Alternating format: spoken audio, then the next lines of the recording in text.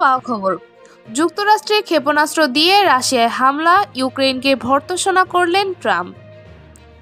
যুক্তরাষ্ট্রের সরবরাহকৃত ক্ষেপণাস্ত্র দিয়ে রাশিয়ার ভূখণ্ডে হামলার ঘটনায় তীব্র নিন্দা জানিয়েছেন নবনির্বাচিত প্রেসিডেন্ট ডোনাল্ড ট্রাম্প।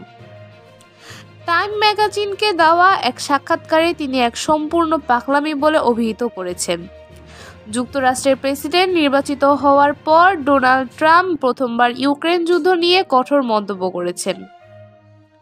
টাইম ম্যাগাজিনের 2024 সালে বর্ষসেরা ব্যক্তি নির্বাচিত হওয়ার পর দেওয়া এক সাক্ষাৎকারে ট্রাম্প বলেন, রাশিয়ার অভ্যন্তরে ক্ষেপণাস্ত্র হামলা সম্পূর্ণ অগ্রহণযোগ্য।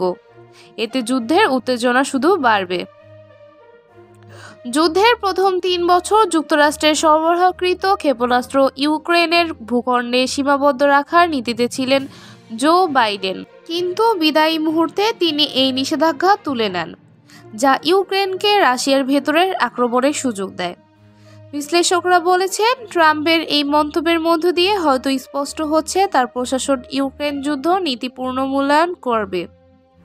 যুদ্ধের অবসানে ট্রাম্পের পরিকল্পনা নিয়ে তিনি বলেন, আমার কাছে এই যুদ্ধ বন্ধ করার একটা দুর্দান্ত পরিকল্পনা রয়েছে, তবে এখনই তা প্রকাশ করা অর্থহীন হবে।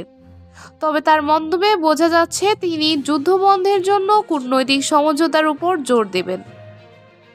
যুদ্ধে উত্তর কোরিয়ার সেনা অংশগ্রহণকে তিনি খুবই জটিল এবং উদ্বেগজনক বলে মন্তব্য করেছেন।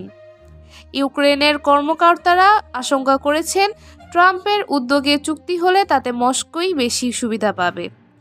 তবে ট্রাম্প বলেছেন, আমি এমন একটি সমঝোতা চাই যা উভয় পক্ষের জন্য গ্রহণযোগ্য হবে। যুদ্ধের চূড়ান্ত পর্যায়ে এসে এটি এখন সবচেয়ে ভয়ঙ্কর মোড় নিয়েছে বলে আশঙ্কা করেছেন বিশেষজ্ঞরা।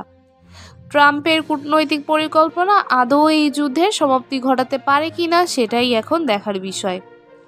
যুদ্ধের ভয়াবহতা এবং সমাধানের কূটনৈতিক চেষ্টা নিয়ে ট্রাম্পের মন্তব্য কি বিশ্বকে শান্তি দিতে পারবে? আপনার মতামত জানাতে কমেন্ট করুন এবং আমাদের চ্যানেল সাবস্ক্রাইব করুন। ধন্যবাদ।